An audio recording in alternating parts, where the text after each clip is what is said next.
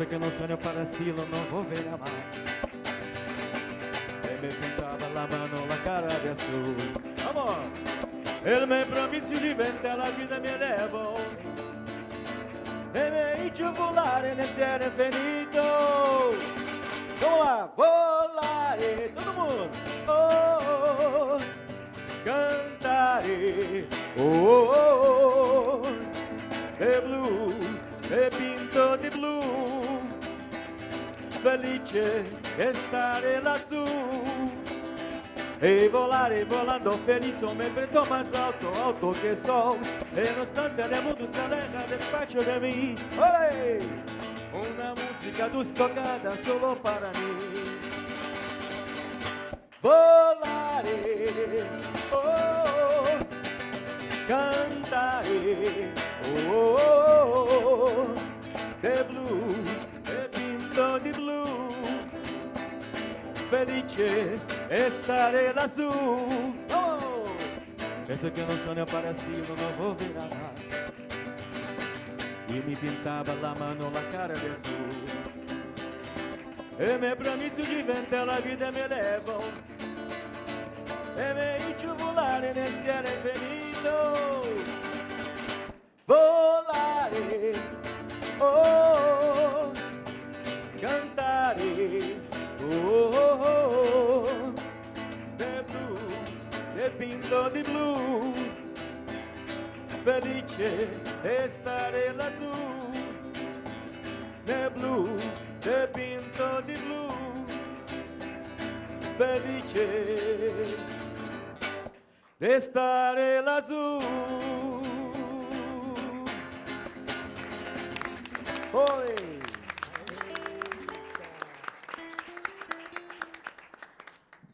Gente, é a primeira vez, após a morte do falecimento do meu pai, que eu estou cantando.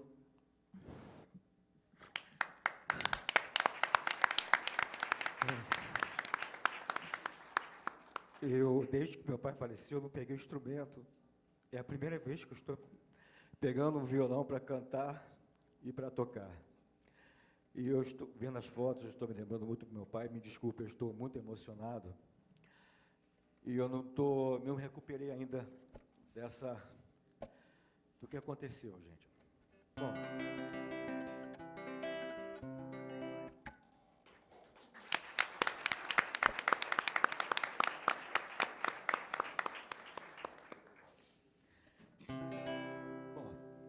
Vou cantar uma música agora para acalmar um pouco. Vamos lá. Essa música é do Gypsy King, que foram grandes músicos, né, que divulgaram muita música cigana no Brasil. Vamos lá.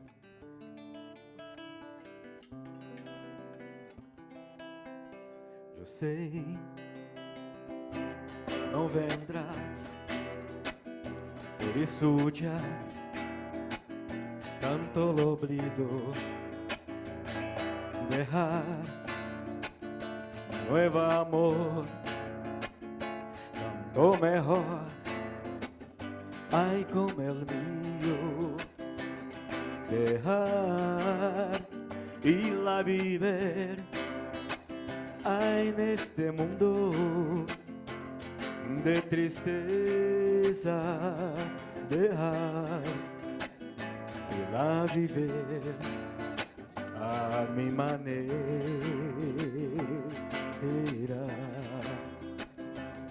Eu sei que não vendrás, por isso já tanto lo olvido, dejar un nuevo amor, tanto mejor, ay como el mío, dejar y la viver, ay en este mundo de tristeza, dejar a viver a mi manera. yo quiero ser, ai nada mais. Preferirei e recordar ao novo amor, tanto melhor que se olvidar, tanto ladear que el ser viviu, ai nada mais a mi maneira. Lolai, lolai, lolai, lolai, lolai, lolai, lolai, lolai, lolai, lolai, lolai, lolai, a mi maneira.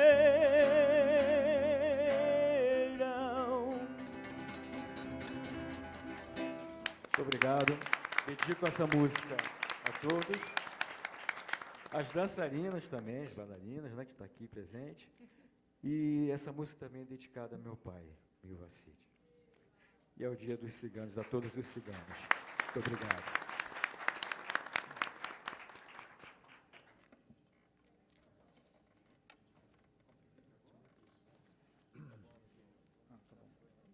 Então, agradecendo essa belíssima homenagem, não é? E todo o talento musical também do filho do Mil Vacite, Marcelo. Parabéns, Marcelo. E eu, que sou músico também, sei da coragem de fazer isso com voz e violão assim, depois de tanto tempo longe do instrumento, porque você realmente é um músico de excelência. Parabéns por essa homenagem belíssima. Também agradecendo a presença da ministra Damares, do Procurador-Geral da República em Exercício, Luciano Maia, da Sandra Terena. Nós vamos desfazer essa mesa e vamos fazer um coffee break. Em seguida, retornaremos para a segunda mesa. Doutor, só uma questão de justiça, eu preciso registrar. O evento teve assim a organização da nossa DECOM, e eu tenho que fazer esse registro para os meus servidores da DECOM. Parabéns pela organização. E eu precisava fazer isso, é uma questão de justiça. E, Marcelo, me permita dizer assim, como você nos emocionou, eu tive a honra de conhecer teu pai. E teu pai não está morto, a música dele é eterna, a voz dele é eterna. É uma alegria ter você aqui com a gente. Eu também quero elogiar, agradecer a toda a equipe do Ministério que esteve conosco na organização desse evento. Na verdade, é um evento que é feito a duas mãos, né? Pelo Ministério Público Federal e pelo Ministério da Mulher, da Família e dos Direitos Humanos, e que demonstrou realmente que essa parceria é viável e produtiva e profícua para todos os envolvidos. Então, desfazendo essa mesa, um coffee break de 15 minutos e voltamos para os trabalhos. Muito obrigado. Muito obrigado pela sua presença. Satisfação muito grande.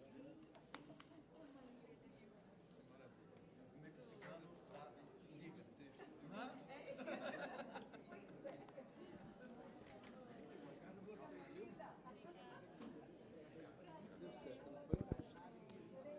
Após o coffee break, se os senhores puderem, no final do corredor, retirarem os aparelhos para a tradução simultânea, que o nosso próximo evento será uma palestra e é em inglês. Então, quem precisar, ao final do corredor ali, naquela janela, teremos os dispositivos. Retornando, então, é só pegar ali o aparelho. Obrigado.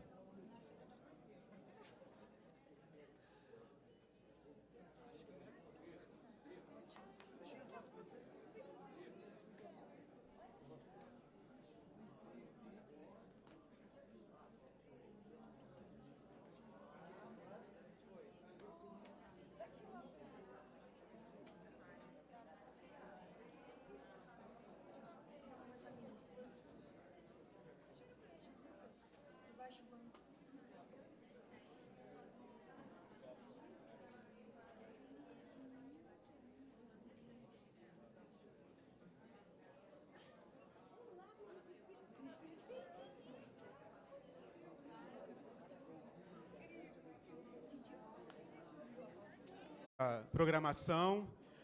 A gente já está com a nossa palestrante na Universidade de Harvard, já está pronta para falar. Então, lembrando, como já foi colocado antes do intervalo, essa palestra agora vai ser em inglês, e no fundo do plenário, quem precisar vai encontrar ali os radinhos de tradução simultânea. Então, por favor, a gente pede que todos se dirijam já de volta aos seus lugares. Para ligar o radinho, é igual aos radinhos antigos, é só girar a rodinha de volume que ele liga.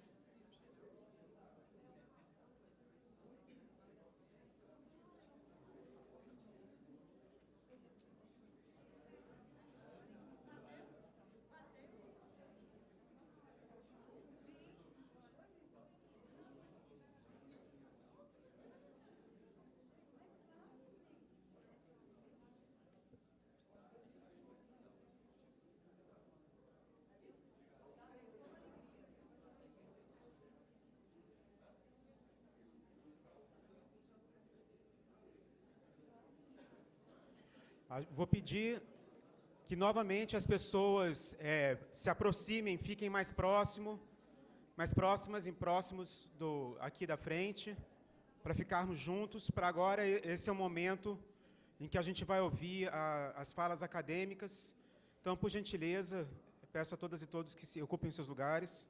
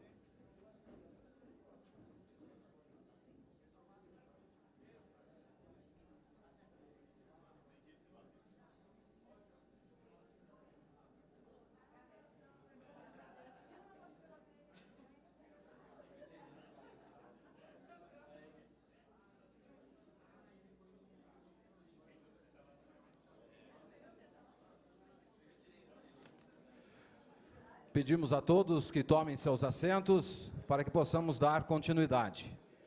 Aqueles que ainda não adquiriram o rádio para transmissão simultânea, tradução simultânea, é só retirar ali atrás na mesinha. Pedimos às pessoas que ainda se encontram no subsolo que possam subir para que possamos dar início à nossa programação. Também pedimos a colaboração para que coloquem os seus celulares no modo silencioso. Obrigado.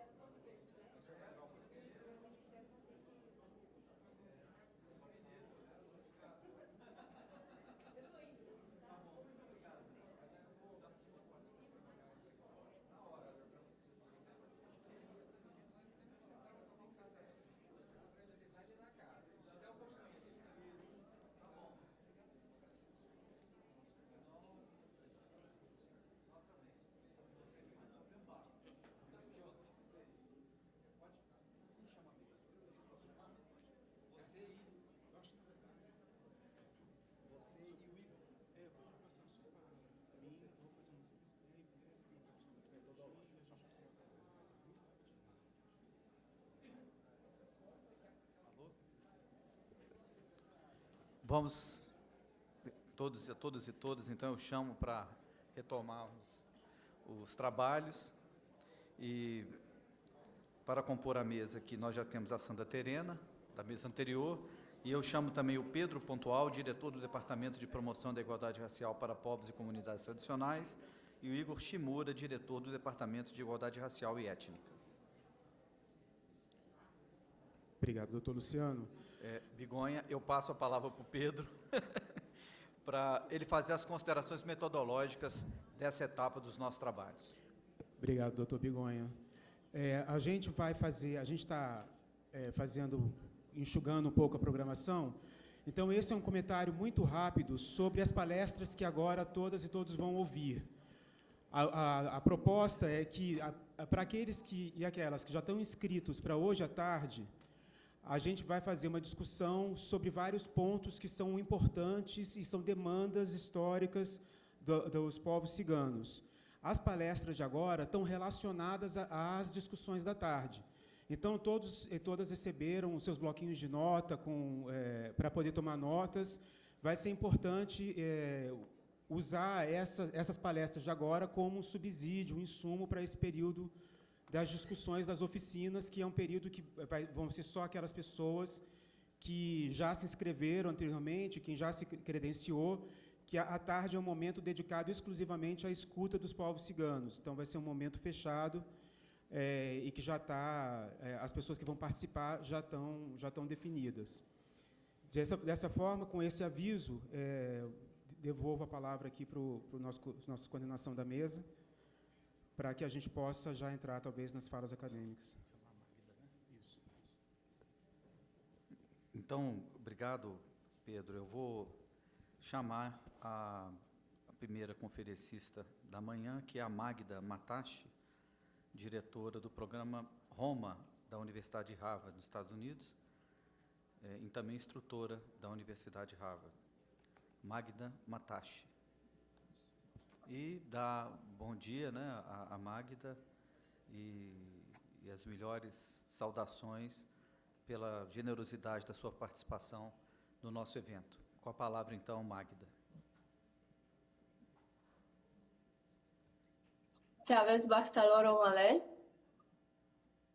Good afternoon, everyone, and thank you so much for the invitation. Can you hear me?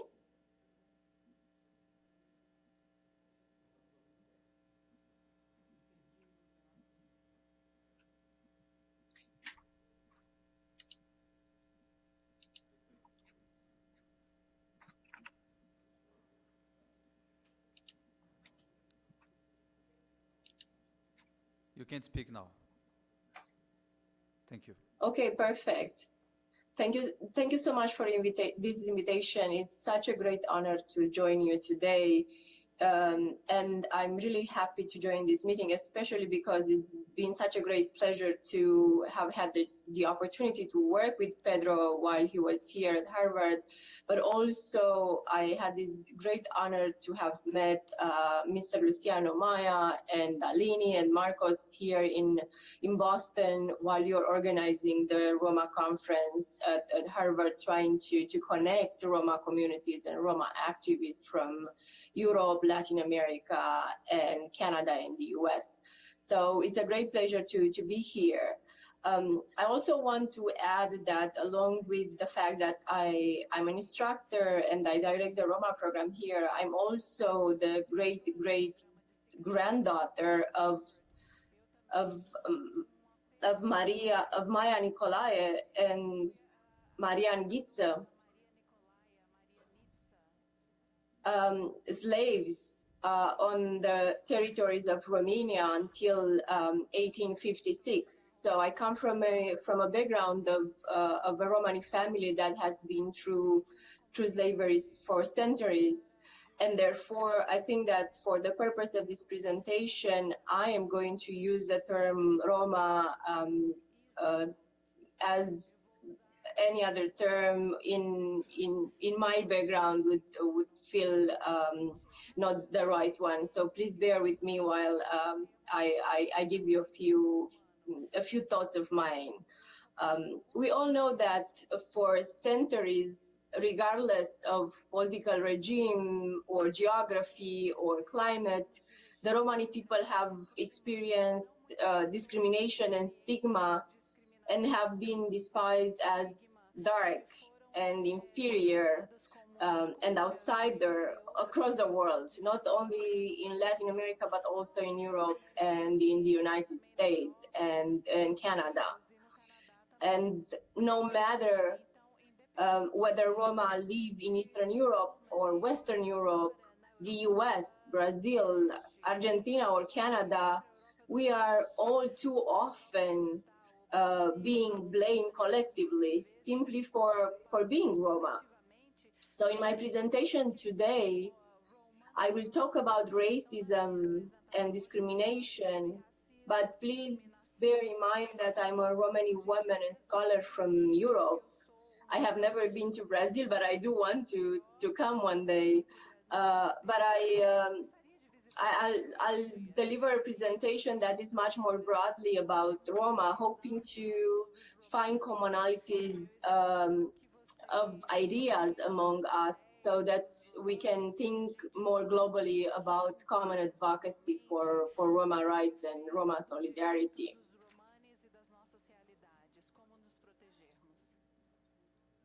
In the meeting that the United Nations Human Rights Council organized in March 2016, looking at the situation of Roma in Latin America, participants noted that victimization and marginalization remain a commonplace in this region as much as it is in Europe.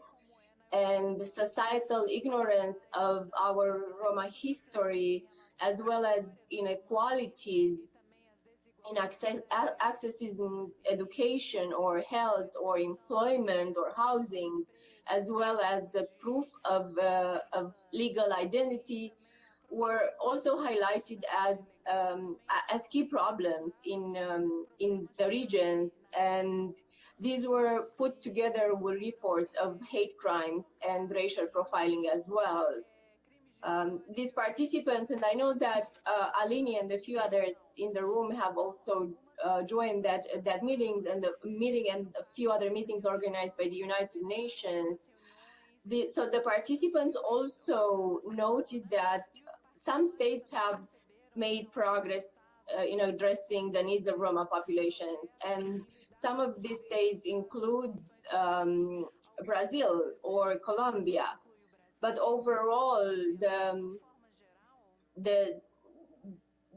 is a need, a significant need to recognize Roma as a minority group in need for protection from pervasive discrimination in accessing to their rights and in fulfilling their rights and dignity in their countries in Latin America. But this is not just about one region. In Europe too, in the past decade, violent attacks against Roma, as well as hate speech and hate crimes, have been documented in European Union countries. Paramilitary and neo-Nazi groups have been created in Hungary, Czech Republic, Slovakia, and Bulgaria. Some of these groups organize military training for their members, and many of them have been involved in attacking or killing Roma people. Violence and discrimination against Romani children, from physical violence to segregation and bullying, also occur inside and outside the school environment in different corners of Europe. Educational segregation by the school authorities but also stigma, bullying, and overt discrimination by peers in the classroom. Estigmatização pelos próprios colegas de escola mesmo. At all levels of education, from kindergarten to secondary education, De infância até o ensino médio, are also very pervasive across Europe. São muito invasivos e podem ser encontrados em todos os lugares. According to a survey, Pesquisa segregation in mainstream education impacts leva a impactos grandes. between 32% and 58% of Romani children 58% das crianças romanes.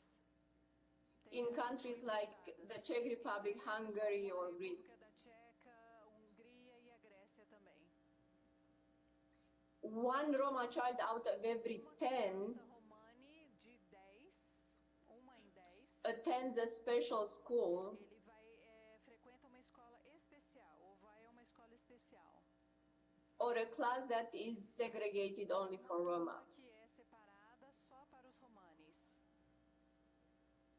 So what I'm saying is that in Europe, discrimination is very pervasive, Muito presente em todos os lugares. and there has been a lot of research documenting these instances Documentando esses casos of discrimination, but also structural racism. também de racismo estrutural mesmo. But I think that we are in a moment when Estamos passando por momento no qual when global solidarity among Roma is more needed than other times. é mais necessário agora do que jamais na nossa história. And this is because our communities across the world are under threat. Elas estão sob ameaças And even more so today, when this enduring belief, em relação a essa crença duradoura. this false belief of Romani criminality is exploited, Nossa crença da criminalidade dos romanes, both offline and online. ela é explorada tanto online quanto offline. Magda, you don't have to listen to my translation, okay? You can just Okay. As a weapon for anti-Romani violence, a violência contra os romanes. and then it is fortified by fake information, fake DNA police evidence, Ou então evidências racist intellectuals, and neo-Nazi groups. violência dos grupos neonazistas, outros tipos de violência cometidos contra os romanes. So the long-standing racist thought of Romani criminality continues to allow Europeans' consciousness to stay inert and asleep in the face of so much inhumanity. Perante tanta desumanidade, tanta The world neglected the killing of the 5-year-old Robi Chorba and his father in Hungary. do seu pai não Greeks did not react when a 13-year-old Romani girl was shot dead in Greece in 2018. morta por tiros em 2018. Italians stayed silent in front of the killing of 3 sisters, Francesca, Angelica, and Elizabeth, aged 4, 8, and 20, who were burned alive in 2018. Quando elas foram queimadas vivas em 2018, 3 irmãs romanes. And I think what I'm arguing is that it is this belief, this false belief of our inferiority and our criminality that allow Gage or non-Roma to morally justify their indifference and inaction in the face of harm and violence. Violência, danos físicos. And it is this idea, these false beliefs that justify racism in many ways. One of these beliefs is the constructed idea of Roma criminality, and I think that this goes across borders and across continents. Isso vai de país para outro, de continente para outro. people do think about us as being a nation of criminals, and this idea really helped them justify the way that they treat our communities. But this is not truth, and in fact, throughout centuries, the response that Romani people had in instances of slavery, of the Holocaust, of pogroms, it was not criminality, it was not violence. Our response was resistance, but resistance with dignity. Our response was a passive resistance. So one of these, the issues that we really have to fight against is this idea of gypsy criminality. But it's also another idea, which is another false thought that has been perpetuated throughout the centuries, through research, through policies.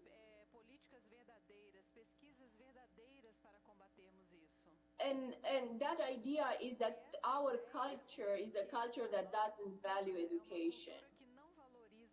And some of you in the room may think that that's a fact, that we don't want to send our children to the same schools with Gaggia, that we don't trust the education system. But the fact is that very often the education system didn't want to have our children in their schools. So this is a two-way process. And on the side of the system, of the educational systems, there are a lot of gaps that need to be addressed. And what I argue is that, in fact, when education became a public good, this was not available to Roma. And it was not available to Roma even later on, when it started to become available in villages, and it has started to become available to many more. And it's not available to Roma today, although I think Roma are denied education today in much more sophisticated ways. So when we think about policies to ensure Roma access to education, we don't have to look only at our communities, but we want to make sure that the schools are open to Roma, that schools are welcoming to Roma, that teachers are not biased against Roma, that schools do not put Roma in special schools, in separate classes, and so on. And we continue to think that our culture doesn't value education, but in fact, there is no research up to today that will look at the relation between the denial and the rejection of Romani children and youth from schools and the history of public education today. So we do need to learn about that.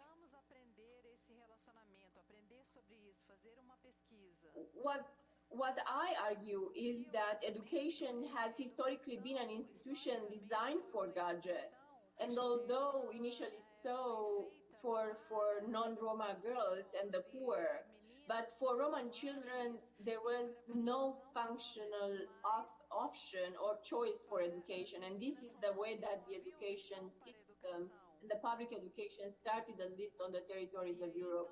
So I do invite you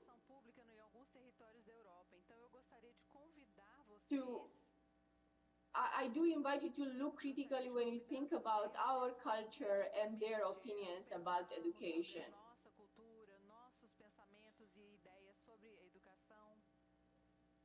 Because I think it's this belief in uneducated people that help and continues to help non-Roma to morally justify the exclusion and rejection of Roma from schools up to the present day.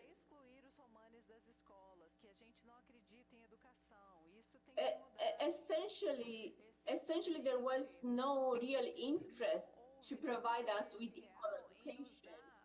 Most often, for instance, on the territories of Europe, non-Roma and the school system wanted us to get civilized, as they call it.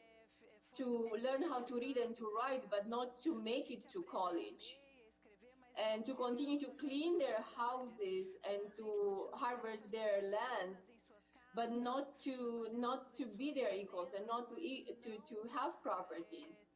And as a result of that, today across Europe, only 1% of Romani youth have ever entered higher education or go to college. I am one of that 1%, and I know how hard it was for my siblings to make it in a school where racism and discrimination were happening on daily basis.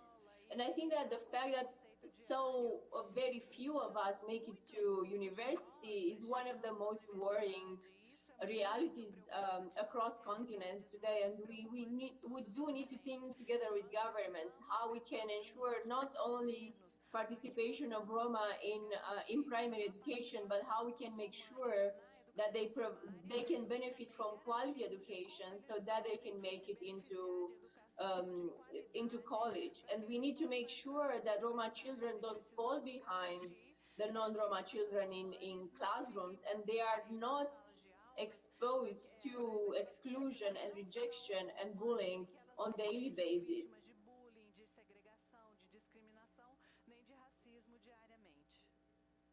And we need to make sure that schools do not remain unwelcoming to Romani children. In the United States, in the United Kingdom, in Romania, in Brazil, everywhere, the schools have to become welcoming to our children, and that means that the schools have to do something. It's not just the responsibility of our families, our communities, but it's a responsibility from the schools.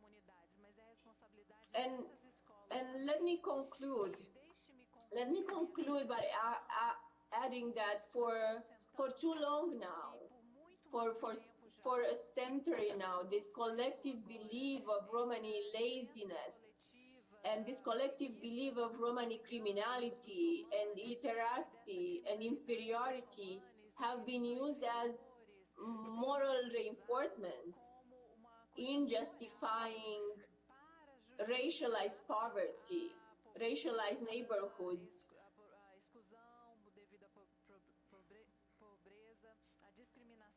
racialized education, racialized rights for Romani children and their families.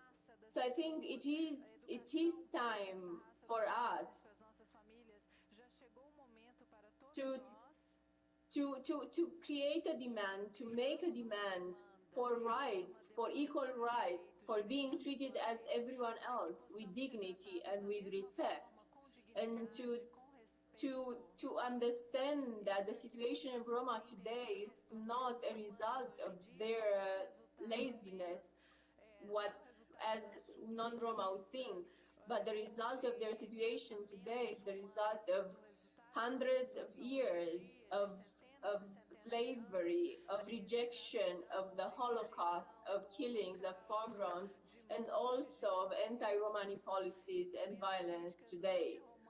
So I think that one challenge that we have in front of us is how to deal with racism, how to dismantle discrimination so that our communities feel safe and feel respected in their neighborhoods, in their schools, in their stores, and in their cities. Thank you so much for your time, and I wish you a wonderful working day, and I look forward to reading the National Action Plan. Good luck with that, and please stay in touch. Tavez bak tale, vud bak disa stipen.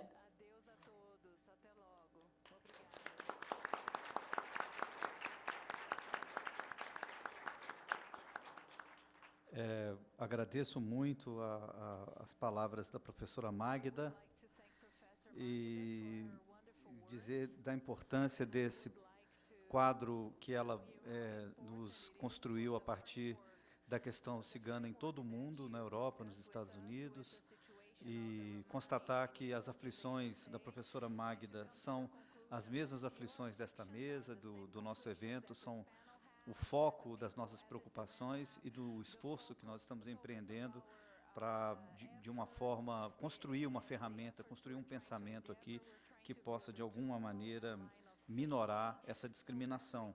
Sempre na perspectiva, eu colhi esse espírito da fala da professora, sempre na perspectiva não de integrar o cigano à nossa sociedade, porque ele já faz parte dela, mas de respeitar a diferença, a sua peculiaridade cultural nessa inserção na nossa sociedade.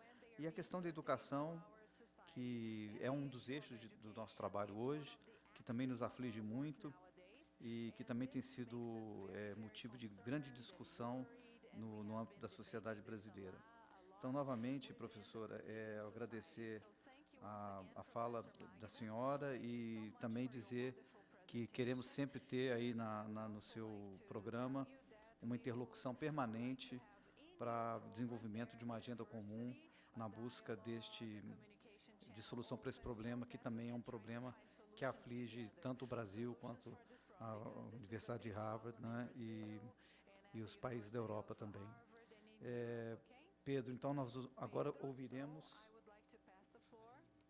a professora Aline Miklos. Ela prefere falar da tribuna, quer compor a mesa.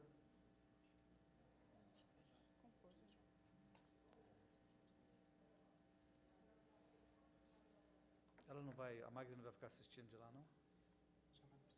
Ah, sim.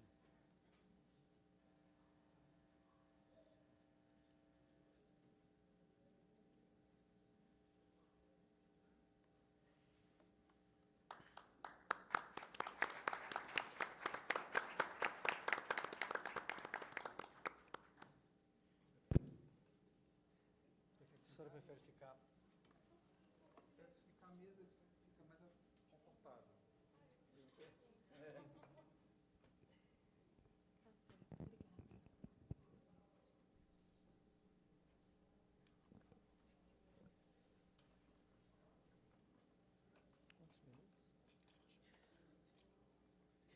Então, a senhora dispõe de 20 minutos.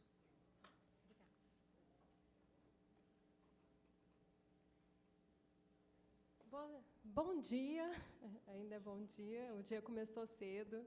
Eu queria agradecer o convite que me fizeram para participar da mesa, eu estou muito feliz, inclusive porque é a primeira vez que eu estou vendo muitos de vocês, que eu já conheço o trabalho de muita gente, do Vanderlei, por exemplo, mas eu não os conhecia pessoalmente, então eu estou muito feliz de estar aqui. Eu também agradeço muito à minha família, eu tenho que falar isso, que veio de Goiânia, nós somos de Goiânia, e que veio especialmente para esse dia. E eu espero que o dia 24 ele seja visto sempre, além de ser uma comemoração muito linda, como um dia de luta contra o racismo, contra o anticiganismo e a homofobia. É um tema muito interessante que a gente teria que avançar e importante também. Eu me apresento um pouco, antes de começar a minha fala, porque tem a ver com a minha fala. Eu sou Romi, eu sou de família cigana, eu sou goiana, eu canto, eu faço um doutorado em História da Arte, e eu morei muito tempo na França e agora eu moro na Argentina. Na França, eu participava de uma organização que se chama La Voix des Roms, que trabalhava, sobretudo, com ciganos romenos e búlgaros que iam para a França, então era uma condição muito precária. E agora, na Argentina, eu tenho um projeto que chama Calo Tiricló, que começou como uma banda de música romani e se ampliou, e agora a gente trabalha com a visibilização e com a profissionalização de músicos ciganos. O que acontece muitas vezes é que a gente quer fazer algum evento, a gente precisa da participação, inclusive quando a gente vê festival de música cigana, festival de não sei o que, não tem nenhum cigano participando, né? Então, e quando a gente... muitas vezes, quando precisa contratar, não tem documento, não tem como apresentar uma nota fiscal, então é um problema muito grande e a gente está trabalhando para reverter isso. Quando me convidaram, pediram para eu falar sobre... Eu sou cigana e sou brasileira.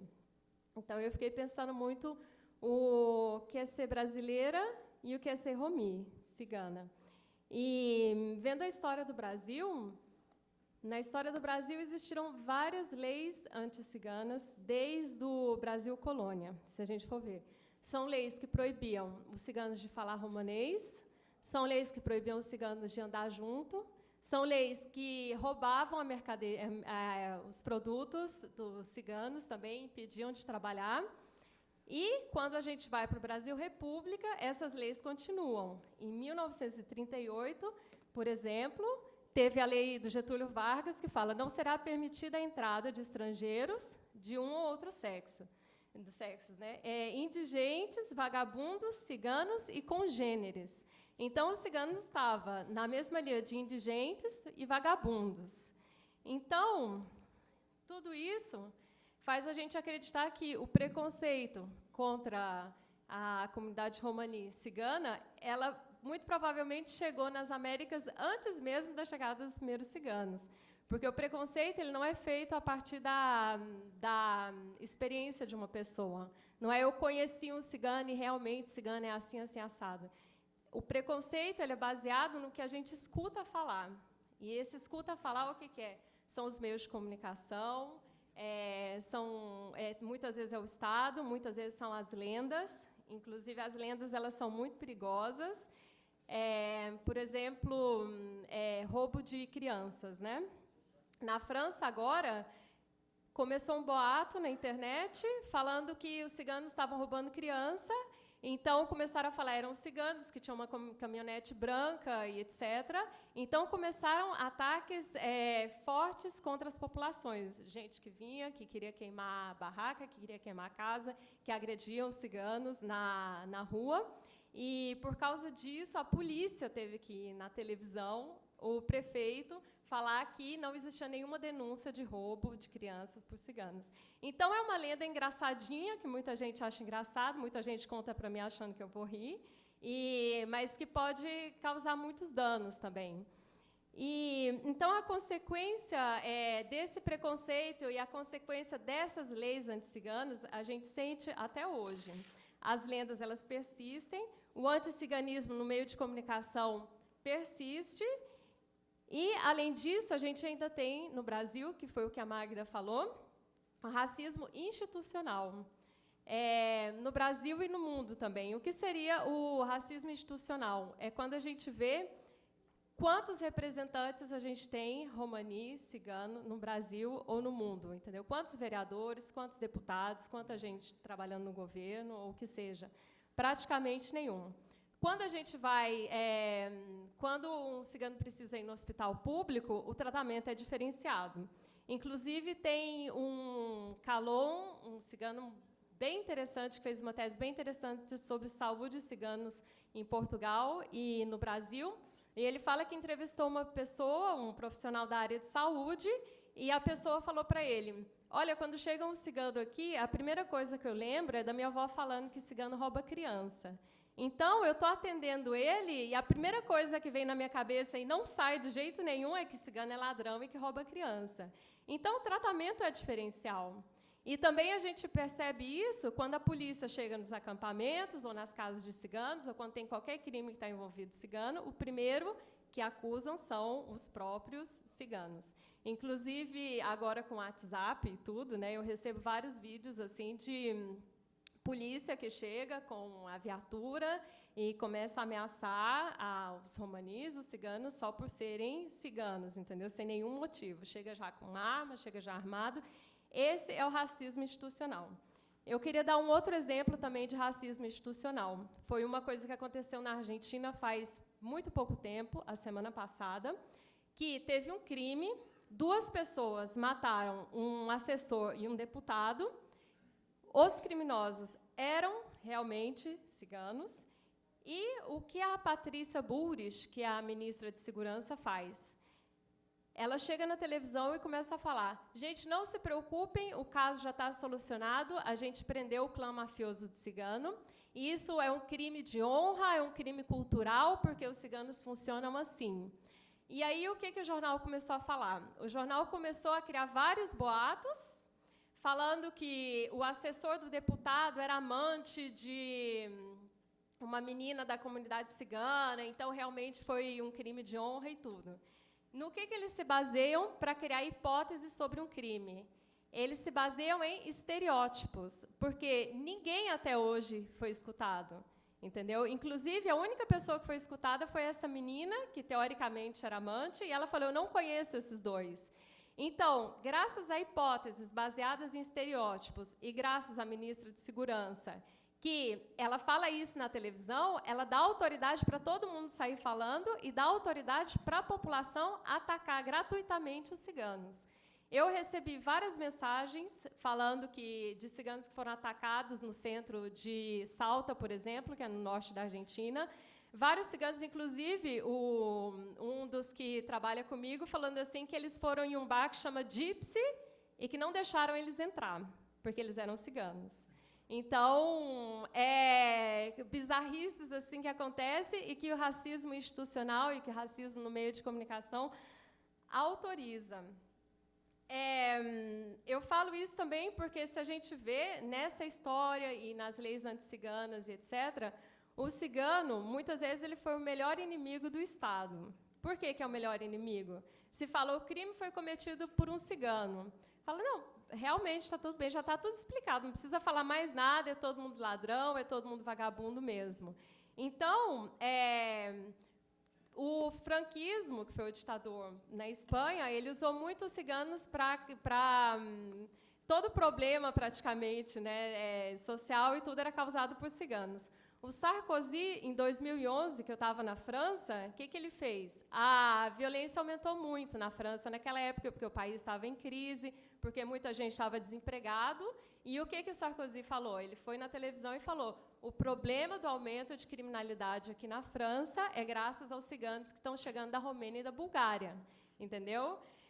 Em relação à sociedade francesa, é mínimos que foram para lá. E aí ele coloca o problema todo na mão dos ciganos e está tudo bem, e ninguém questiona. Então, é um problema muito sério. A questão que eu queria colocar aqui também é onde que está o lugar do cigano na sociedade, porque em algum lugar ele tem que estar, né? Qual é o lugar permitido? Que eu falo permitido no sentido, o negro, muitas vezes, o lugar permitido dele é ser empregado, é ser empregada doméstica, é trabalhar trabalhador manual, né?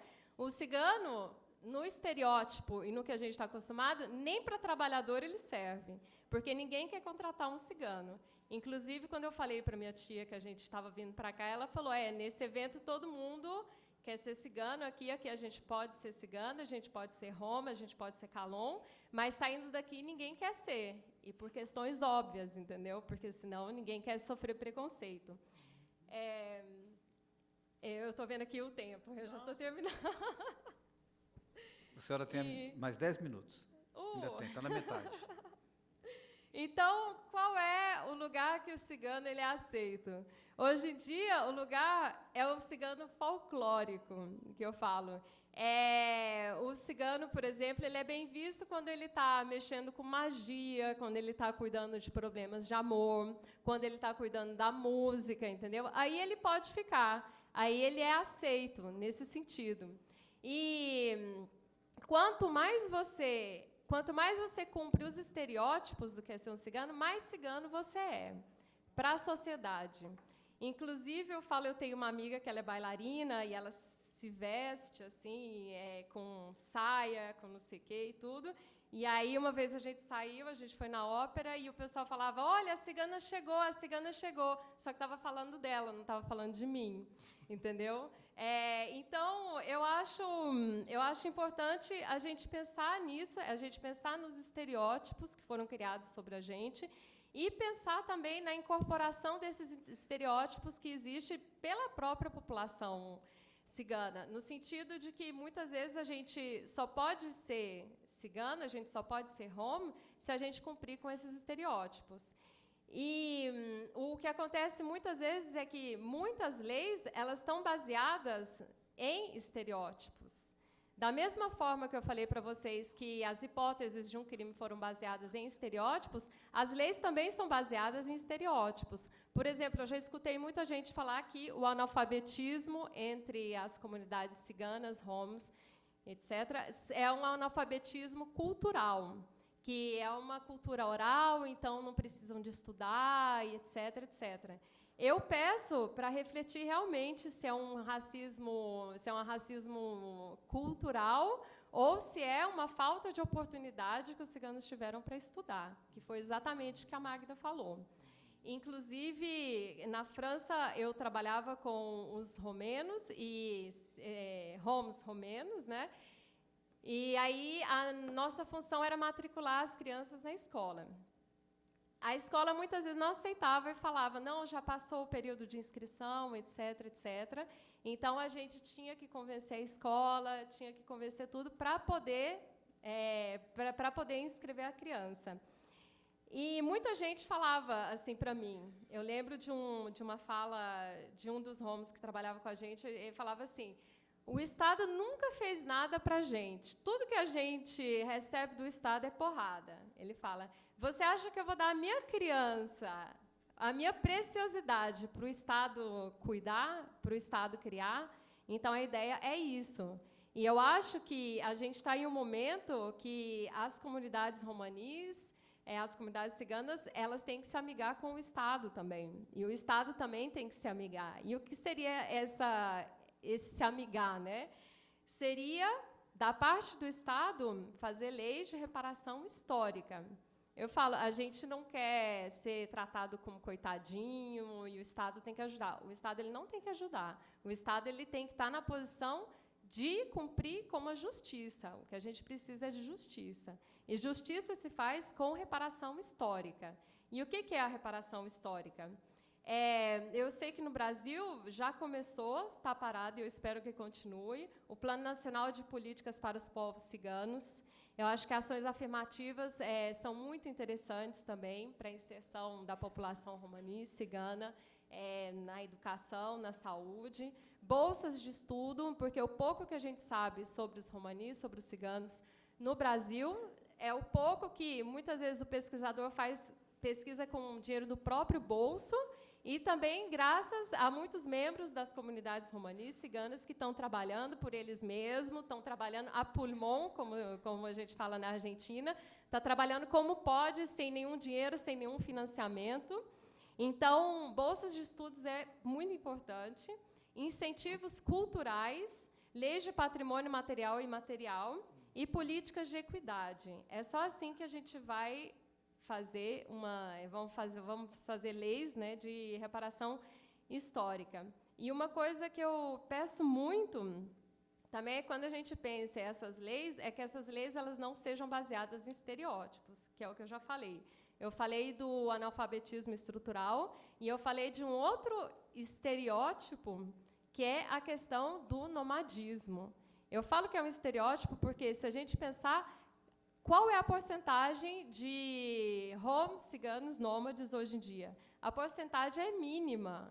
Eu diria que seria 80%. De sedentários, somos 85%, 90%. Existem, sim, ciganos, nômades, etc., mas o problema de moradia é como moradia, nomadismo. Mas não é exatamente isso. O problema de moradia está porque o cigano ele não tem acesso a créditos, porque quando um cigano ele vai alugar uma casa, ninguém quer alugar para ele, ninguém quer vender para ele.